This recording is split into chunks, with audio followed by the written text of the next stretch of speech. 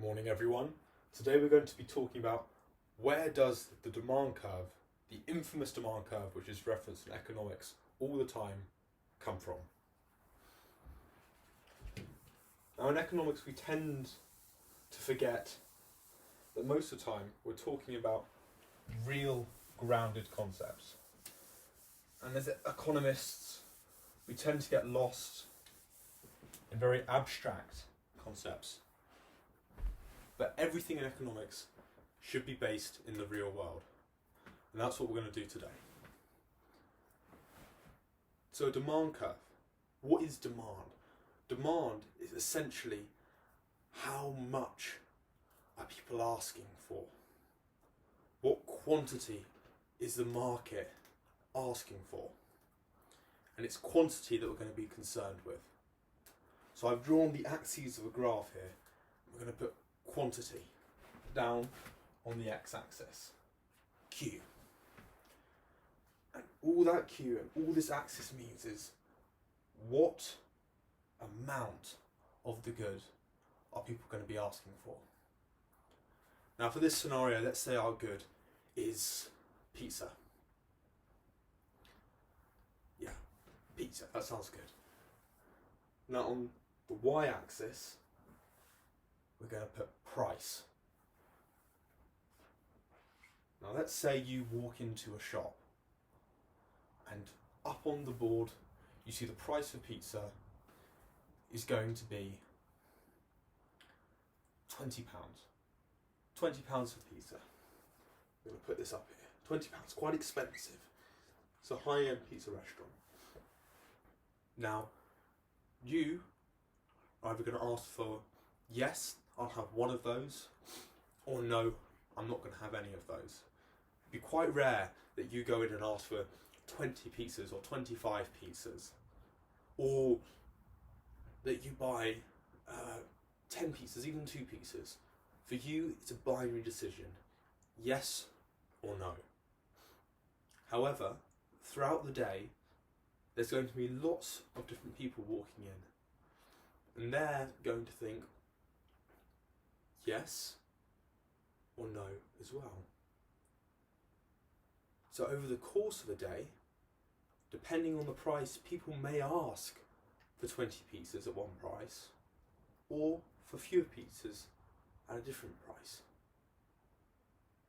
So let's think about this. At £20 expensive pizza, let's say there were 50 customers went into the shop that day. And at £20, 10 of them decided to buy that pizza. So if we go to 10 here, £20 up here, that's how many pizzas the firm sold at £20. But then the firm decided to lower their price to £15. The next day, 50 people come in. But this time, a few people before who were like, £20 is a bit expensive, I'm not going to pay for that. But £15, that's all right. They're going to say yes this time. So perhaps we're going to get, I don't know, 18 people today say yes. So 18 people at £15 said yes. And the next day the firm goes, right, we're going to make pizza even cheaper than we had it before.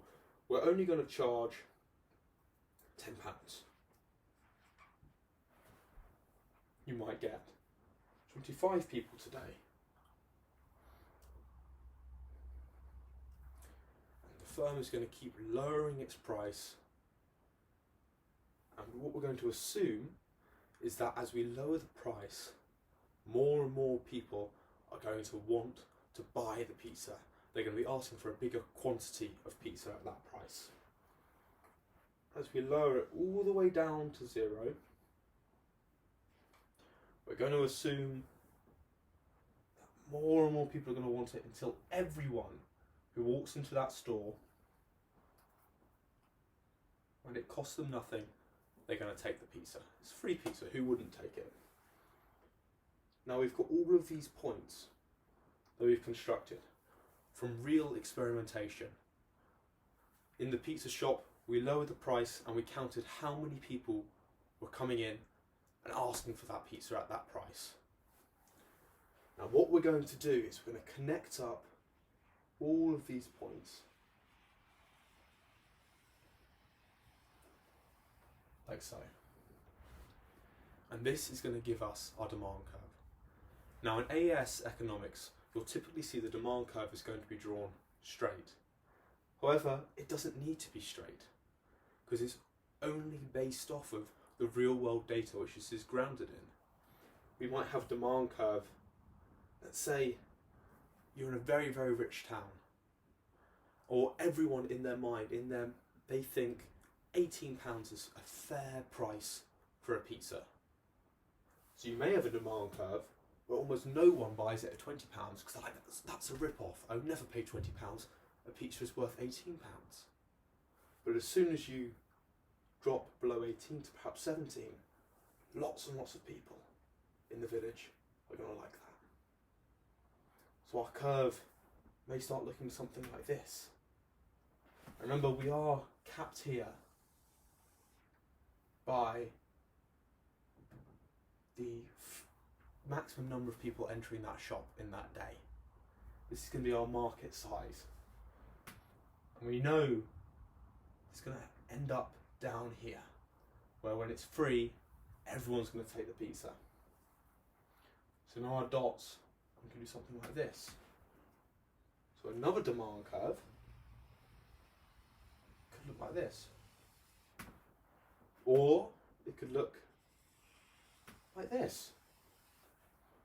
Actually, perhaps not quite like that. Imagine this is level. Because I think reasonably we should assume that it's never going to go back up again. But it doesn't have to get there in a roundabout way.